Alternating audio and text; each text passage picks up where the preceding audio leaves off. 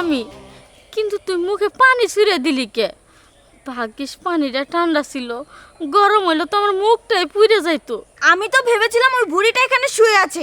আর বলো না মা, ওই যে আমার শাশুড়ি আছে না, শয়তান মহিলাটা আমাকে দিনের পর দিন শুধু অত্যাচার করেই যাচ্ছে। কি জ্বালা যন্ত্রণা না দিচ্ছে জানো ওই শয়তান মহিলাটা। কালকে রাতে ওই বুড়িটাকে ঘাট ধাক্কা দিয়ে বের করে দিয়েছিলাম, মানে আমার শাশুড়ি। আমি ভেবেছিলাম ও আবার এখানে এসে শুয়ে আছে, সেই জন্য আমি এই পানিটা ওর গায়ে মেরেছি।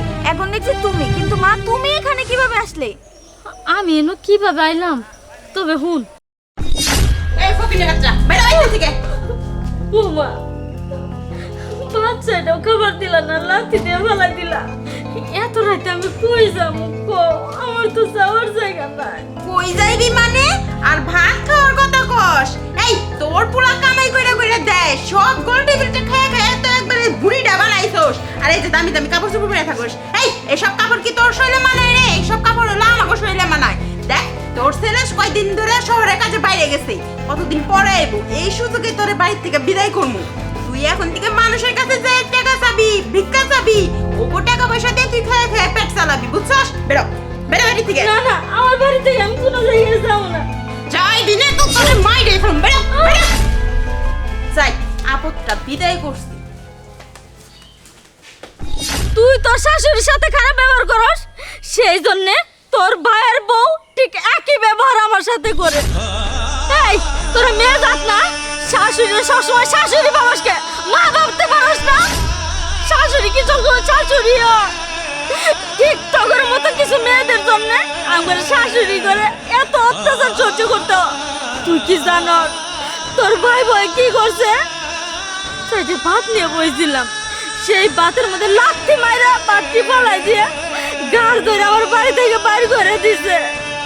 সেই জন্যই তোর বাড়িতে আসছিলাম একটু আশ্রয়ের জন্যে। ভাবছিলাম তোর বাড়িতে কিছুদিন থাকবো। তোর গেট দরজা বন্ধ পায়া আমি এইখানে আইসে শুয়ে আসছিলাম।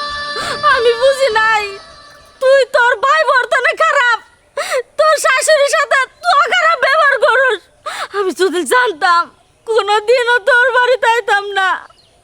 আমি আজকে থেকে জানবো আমার মায়া মারা গেছে, আমার মায়া নাই। আমি আমার মায়ের সুশিক্ষায় শিক্ষিত করতে পারি নাই, একটা অশিক্ষিত বানাইছি। তোর বাড়িতেও আমি থাকতে চাই না, আমি অনেক চলে যাব। দেখছো, তুমি না বলতো যে আমার বাড়িতে হয় মা থাকবে না তো তুমি থাকবে, আমার মা থাকবে তুমি থাকবে না? যাও চলে যাও, দরকার নাই তোমার আমার, আমি আমার মারে নিয়ে থাকি। শিশির তুমি এসব কি বলছো? আমি না হয় ছোট মানুষ একটা ভুল করে ফেলেছি, সেই জন্য এত বড় শাস্তি দিবে আমাকে?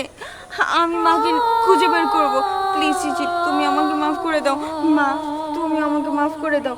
আজকের পর থেকে শাশুড়িকে মায়ের মতোই জানবো, কখনো খারাপ ব্যবহার করব না, সত্যি বলছি। হ্যাঁ, তোর আমি মাফ করতে পারি, একটা শর্ত আছে। তোর শাশুড়ি কই আছে না আছে খুঁজে বাইর করে নিয়ে আবি, তবে আমি তোর বাড়িতে থাকবো।